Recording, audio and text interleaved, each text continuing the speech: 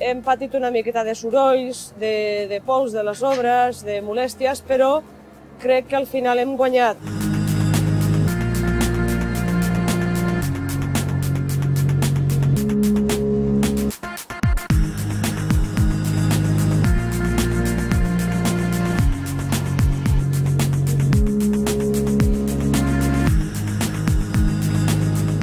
Abans només era un lloc de pas i de cotxes, i ara trobes a molts nens, a moltes famílies, inclús dies de cada dia, entre setmana, on ja només traient el gos a passejar ja trobes un ambient diferent al que hi havia abans.